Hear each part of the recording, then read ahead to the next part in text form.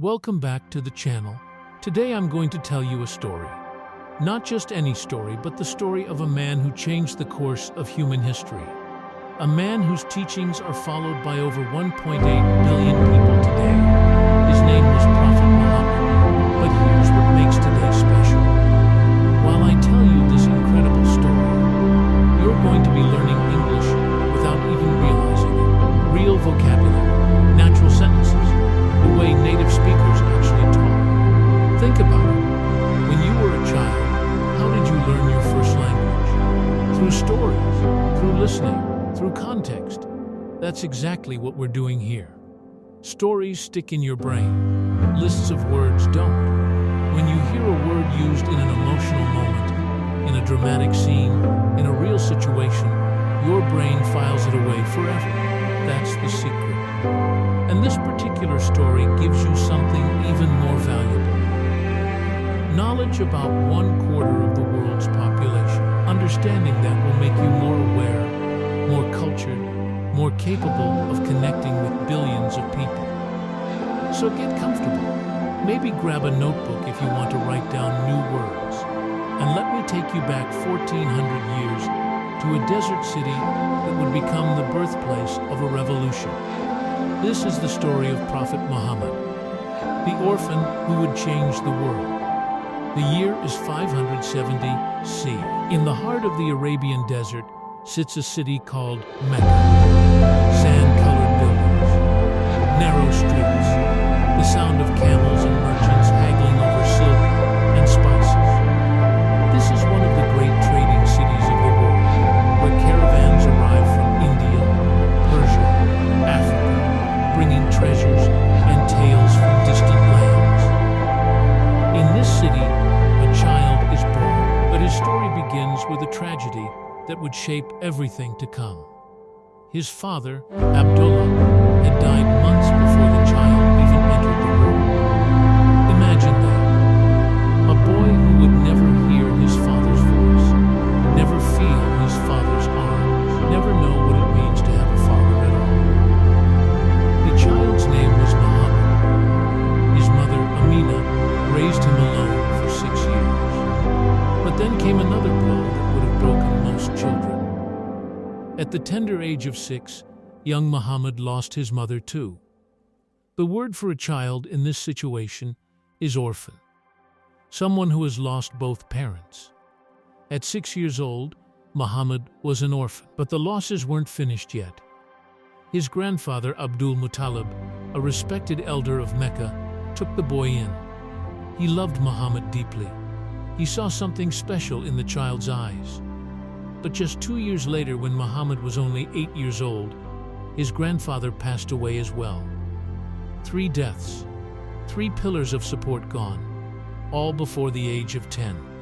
Most children would have become angry at the world, bitter, resentful. The kind of person who trusts no one because everyone they loved had left them. But something remarkable happened instead. Muhammad's uncle, Abu Talib, became his guardian, and under his care, this orphaned boy began to develop a quality that would define his entire life. A quality so rare in that society that people couldn't help but notice it. Honesty. Complete, unwavering, almost impossible honesty. In a culture where merchants would cheat travelers, where deals were broken as easily as made, where lying was just part of doing business, this young man refused to tell even the smallest lie. He refused to cheat. He refused to break his word. People started calling him by a special name, Al-Aman. It means the trustworthy. They called him as Sadiq too, the truthful. Think about that. In a whole city of merchants and traders, this one young man stood out so much for his honesty that everyone knew his reputation. That's what reputation means. The collection of beliefs and opinions that others hold about you. And Muhammad's reputation was spotless. He couldn't read. He couldn't write. He had no formal education at all. But he had something more valuable than any degree or certificate. He had integrity. Complete alignment between what he said and what he did. By his 20s, Muhammad was managing trade caravans, traveling north to Syria, handling precious goods, making deals worth fortunes, and everyone trusted him with their wealth because they knew, absolutely knew, he would never cheat them. Then something unexpected happened. A wealthy businesswoman named Khadija heard about this young man's reputation. She was 40 years old, successful, independent. She had been proposed to by the richest men in Mecca, but she had refused them all. She hired Muhammad to manage her caravan. He was 25 years old.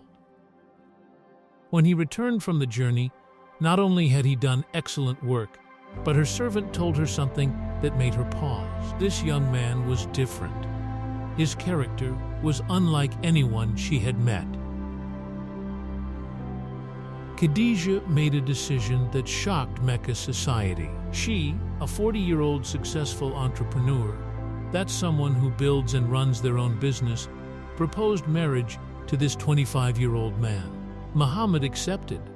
Their marriage would last 25 years. By every historical account we have, it was filled with deep love, mutual respect, and true partnership. Khadija believed in Muhammad. She saw in him something that even he hadn't seen in himself yet, and she would need that faith, because what was about to happen would test both of them in ways they couldn't imagine. The night that changed everything. Prophet Muhammad had developed a habit, a practice that set him apart even before his prophethood began. Every year during the month of Ramadan, he would take supplies and retreat to a cave. The word retreat here means to withdraw to a quiet, isolated place. The cave was called Hira, and it sat high on a mountain outside Mecca. He would spend days there, sometimes weeks, just sitting in silence, thinking, contemplating, looking at the stars, wondering about the meaning of existence. Why are we here? What is our purpose? Is there something beyond this material world? These were the questions that occupied his mind. He was 40 years old when the night came that would split his life into before and after. Picture it. The year is 610 CC. Prophet Muhammad is alone in the cave. The desert night is cool. The stars are brilliant in the unpolluted sky. He's sitting in meditation, lost in thought. Suddenly, he's not alone anymore. There's a presence in the cave, massive, overwhelming, terrifying. An angel materializes before him, the angel Gabriel, called Jibril in Arabic. And the angel speaks a single word, read. Prophet Muhammad, terrified, stammers out the truth. I cannot read. The angel doesn't speak again. Instead, he grabs Prophet Muhammad, embraces him so tightly that Prophet Muhammad feels his ribs might crack. The pressure is immense, crushing. Then the angel releases him and again commands, read. Again Prophet Muhammad says, his voice shaking now, I cannot read. A third time the angel embraces him, even tighter. The pain is intense, then releases him. And this time the angel begins to recite words that would become the first verses of the Quran. Read in the name of your Lord who created man from a clinging substance. Read, and your Lord is the most generous. Then the angel vanishes. Prophet Muhammad is left alone in the cave, trembling, his heart pounding like it might burst from his chest. Terror floods through him. What just happened? Was it real? Is he going insane? Has he been possessed by some evil spirit? He runs down the mountain, stumbling, gasping, all the way home. When he bursts through the door, his wife Khadija sees immediately that something is terribly wrong. Prophet Muhammad is shaking uncontrollably. His face is pale. Cover me, he gasps. Cover me. She wraps blankets around him, holds him, and when he can finally speak, he tells her everything. The angel, the command, the words, his fear that he's losing his mind. And here is where Khadija's faith in him proves crucial. She looks at her husband and says something that would echo through history. Allah would never disgrace you. The word disgrace means to bring shame or dishonor upon someone. She continues, you maintain family ties. You bear the burdens of others. You help the poor and the destitute. You honor guests. You help people through their difficulties. This cannot be evil. But she doesn't stop there. She takes him to her cousin, a man named Waraka. He's a Christian scholar, someone who has studied the ancient scriptures, the Torah and the Gospels. An old man now, learned and wise. Prophet Muhammad tells him the story. Waraka's eyes widen. Then he speaks words that confirm everything. This is the same angel, the same Namus that came to Moses. You are the prophet of this nation. But then Waraka says something that chills the room. I wish I could be young and strong when your people drive you out. Prophet Muhammad is shocked. Drive me out. These are my people. They know me as Al-Amin the trustworthy. Why would they drive me out? Waraka looks at him with sad, knowing eyes. No man has ever brought what you will bring without being treated with hostility. If I live to see that day, I will support you. And with those words, Prophet Muhammad's new life began. A life that would indeed cost him almost everything. The years of persecution. For the first 3 years, Prophet Muhammad shared the message quietly, only with close family and trusted friends. His wife Khadija became the first Muslim, his young cousin Ali, his best friend Abu Bakr. Slowly, carefully, a small community formed. But in the 4th year, Prophet Muhammad received a revelation. He had to go public. He had to proclaim the message to all of Mecca. The message was simple, but in that society, it was explosive. There is only one God, not 360 gods, not tribal idols, one. And all human beings, regardless of birth or wealth or tribe or color, are equal in the eyes of that God. Free your slaves, treat women with dignity and respect. Give to the poor. Be honest in your business dealings. Don't cheat, don't lie, don't take advantage of the weak. The poor and enslaved people of Mecca heard this message, and it lit a fire in their hearts. Finally, someone was saying they mattered, that they had worth, that they were equal to the wealthy elite. But that same elite heard the message as a declaration of war. Think about it from their perspective. Their entire economy was built on idol worship. Pilgrims came from all over Arabia to worship the 360 idols housed at the Kaaba in Mecca. They paid fees, bought offerings, spent money. If there's only one God and these idols are false, the whole economic system collapses. And if all humans are equal, then what happens to the social hierarchy that puts them on top? What happens to slavery, which powers their wealth? What happens to their privilege? They couldn't allow this message to spread. So they began a campaign of persecution. That word means systematic, cruel treatment of people because of their beliefs. They would throw garbage and animal intestines on Prophet Muhammad while he prayed. They would mock him in the streets.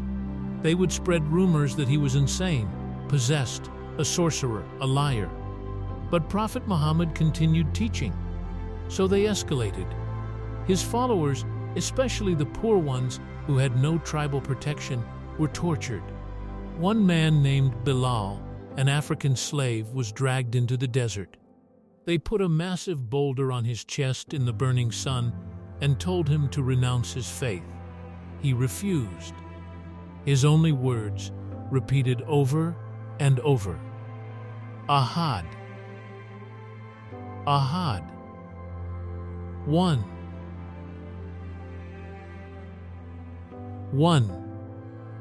A woman named Sumaya became one of the first martyrs. killed for her belief, her husband tortured to death, their son forced to watch. The message to Prophet Muhammad was clear: stop teaching or watch your followers die. He didn't stop, so they tried to break him economically. They organized a total boycott.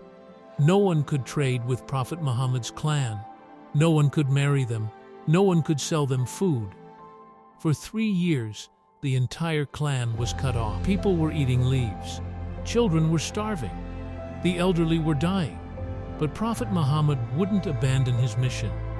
The word abandon means to give up completely, to forsake. He refused. The leaders of Mecca decided to try one more approach before resorting to assassination. They came to him with an offer: everything he could possibly want. We'll make you the richest man in Arabia. We'll make you our king. You can marry the most beautiful women. You can have power, wealth, status, everything. Just stop teaching this message about one God and human equality. Prophet Muhammad's response has been recorded in history. If you place the sun in my right hand and the moon in my left, asking me to abandon this mission, I would not do it. I will continue until either God grants it victory or I die in the attempt. That's conviction, unshakable belief, and commitment. They realized negotiation was pointless, which meant only one option remained. They would have to kill him. The Year of Sorrow. The year 619 Say is known in Islamic history by a heartbreaking name: the Year of Sorrow. In that single year, Prophet Muhammad lost the two people who had been his greatest supports through all the persecution and hardship. First, his beloved wife Khadijah became ill. This was the woman who had believed in him when he doubted himself, who had comforted him after the first revelation, who had stood by him through boycotts and torture and mockery.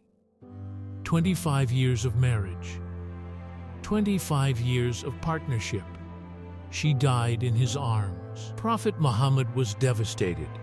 The grief was overwhelming, but there was no time to properly mourn. Within months, his uncle Abu Talib, the man who had raised him, who had protected him from the worst of the Meccan elite's attacks, also fell ill.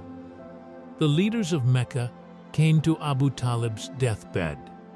They made one final plea: just ask your nephew to stop. Just tell him to be quiet about this one God business, and we'll leave him alone. Abu Talib, even in his final moments, refused to pressure his nephew.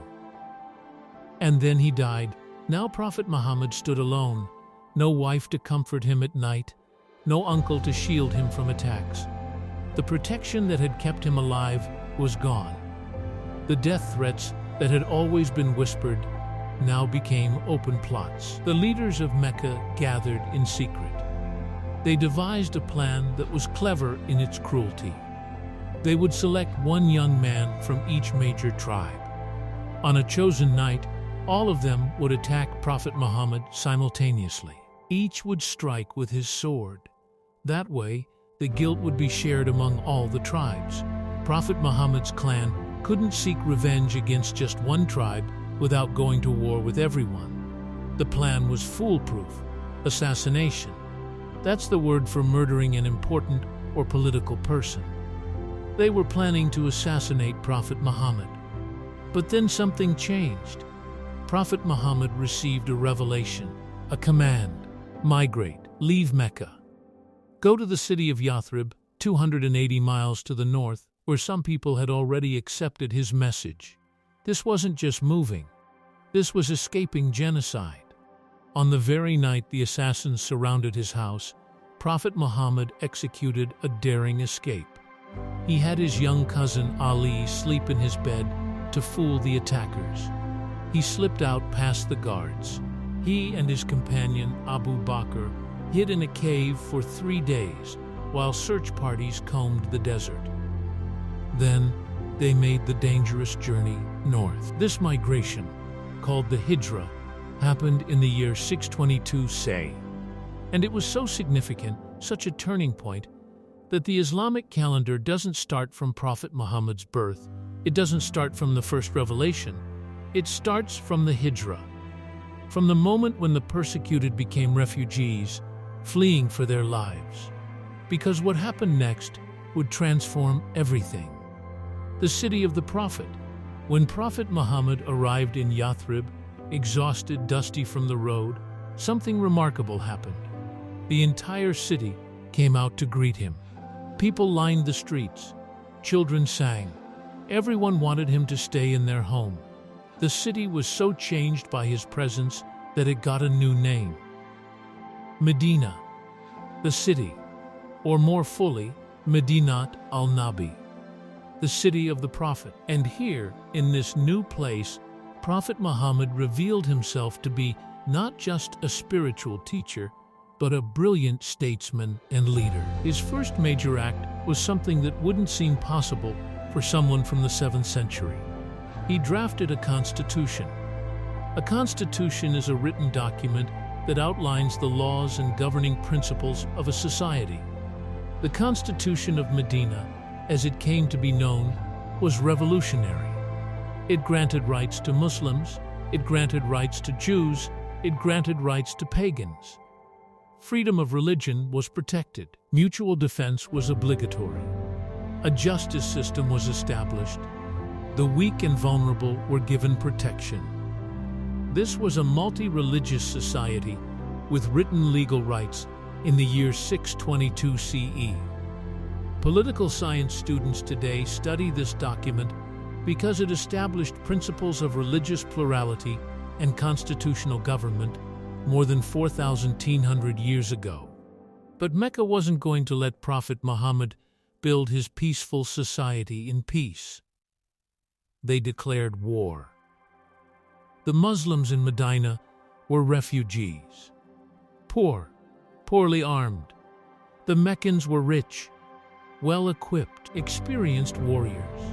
The first major battle came in 624 CE, the Battle of Badr. 313 Muslims against more than 1,000 Meccan soldiers. The Muslims won. Against all odds, they won. This shocked Arabia. The word spread. The message must be true if such a small group could defeat such a powerful army. But war continued. The Battle of Uhud came next. The Muslims nearly lost. Prophet Muhammad himself was injured, his tooth broken, blood streaming down his face. But they survived. Then came the Battle of the Trench. The Meccans allied with other tribes. They brought 10,000 soldiers to besiege Medina. That word siege means to surround a place and cut off supplies to force surrender. But Prophet Muhammad had learned a defensive tactic from a Persian companion. Dig a trench around the city. The cavalry couldn't cross it. After weeks of siege, with supplies running low and morale breaking, the Meccan alliance fell apart. They went home defeated. Through all these battles, Prophet Muhammad maintained strict rules of warfare. No harming of women, children, or the elderly. No destruction of crops or homes. No torture of prisoners. No mutilation of bodies. These rules were stricter than the Geneva Conventions that wouldn't be written until 1,300 years later. 8 years passed. 8 years of conflict. 8 years of survival. And then the moment came that no one expected. The conquest of mercy. In the year 630 CE, Prophet Muhammad began marching toward Mecca. With him were 10,000 followers. The Meccans watched from their walls as the army approached. This was it. The revenge they had feared. The man they had tortured, whose followers they had killed, whose family they had starved, whom they had tried to assassinate, was returning with an army. They expected blood. They expected massacres. They expected the kind of revenge that was normal in that era. Prophet Muhammad entered Mecca peacefully. No looting, no revenge killings, no burning of homes. He went to the Kaaba, the sacred house that held the 360 idols. And there, in front of the gathered crowd of Meccans who had been his enemies, he asked a question. "What do you think I will do with you?" They answered, their voices shaking. "You are a noble brother, the son of a noble brother." And Prophet Muhammad spoke words that would echo through history. "Go, you are free." The word for this is amnesty, official forgiveness and pardon for people who have committed offenses. He granted them total amnesty. This was the conquest of Mecca, but it was a conquest achieved through mercy, not violence. He destroyed the idols, yes, he restored the Kaaba to the worship of one God, but he forgave the people who had tried to destroy him. Even the worst of them. There was a woman named Hind. Years earlier, in the Battle of Uhud, she had killed Prophet Muhammad's uncle Hamza, and in her hatred, she had mutilated his body. She had even chewed on his liver. Now she stood before Prophet Muhammad, terrified, expecting execution. He forgave her. A man named Washi had been the one to actually throw the spear that killed Hamza. He came seeking forgiveness. Prophet Muhammad forgave him. One by one, his enemies came. One by one, they were pardoned. Some people think forgiveness is weakness. They're wrong. Forgiveness from a position of power, when you could take revenge but choose mercy instead, that's not weakness. That's strength. The final words. 2 years later, in 632 C, Prophet Muhammad made his final pilgrimage to Mecca. Over 100,000 people gathered to hear him speak. What he said that day, in what's called the Farewell Sermon, contained principles that still resonate 1,400 years later. All mankind is from Adam and Eve. An Arab has no superiority over a non-Arab, nor does a non-Arab have any superiority over an Arab. A white person has no superiority over a black person, nor does a black person have any superiority over a white person, except by piety and good action. Piety means devotion to religious and moral duties. He was saying the only thing that makes one person better than another is their character and their good deeds. This was in the year 632 C. Think about that. He continued, "Hurt no one so that no one may hurt you. Remember that you will indeed meet your Lord, and that he will indeed reckon your deeds. Your women have rights over you, and you have rights over your women. Treat your women well, and be kind to them. Beware of Satan. He has lost all hope that he will be able to lead you astray in big things. So beware of following him in small things." 3 months after that sermon, Prophet Muhammad fell ill. He died in the arms of his wife Aisha in Medina at the age of 63. When thousands came to his funeral, they found no elaborate preparations, no gold coffin, no massive monument being built. He was buried simply, as he had lived, modestly, humbly. The man who had become the leader of all Arabia owned almost nothing when he died. What this story teaches us, so let's reflect on what we just experienced together, not just as a story, but as a learning journey. We followed an orphan who lost everyone he loved before age 10, yet grew to be known for his honesty and trustworthiness. We saw him receive a terrifying revelation in a cave and spend 13 years being persecuted for sharing it. We watched him lose his wife and protector in the same year, then escape an assassination plot. We saw him build a new society based on written rights and equality. We saw him survive multiple battles despite being outnumbered, and we saw him return to his home city with an army, only to choose forgiveness over revenge. And through it all, you learned English, orphan, reputation, integrity, entrepreneur, retreat, disgrace, persecution, abandon, assassination, siege, constitution, amnesty, piety. These aren't just words on a vocabulary list. They're words embedded in drama, in emotion, in a real human story. Your brain will remember them. You learned about resilience, That's the ability to recover from difficulties, to keep going when everything seems lost. You learn that this one man's life is the foundation for the beliefs of 1.8 billion people alive today. Understanding his story means understanding a quarter of humanity. Whether you're Muslim or Christian or Hindu or atheist or anything else, this story has something to teach. About standing for what you believe, even when it costs you everything. About choosing mercy when revenge would be easier.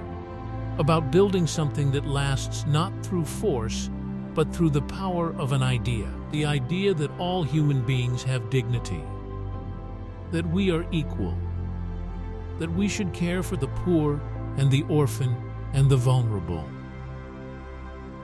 Prophet Muhammad started as an ordinary person, an orphan with no education in a desert city most people had never heard of. He chose to be extraordinary, and that choice changed the world. If you learned something today, hit that like button. Subscribe for more stories that teach both language and wisdom. Comment below telling me which historical figure you'd like to learn about next. Remember this: the stories of great people aren't just entertainment, they're blueprints. They show us what's possible when an ordinary human commits to something greater than themselves. Thanks for being here. Thanks for learning. Thanks for staying curious.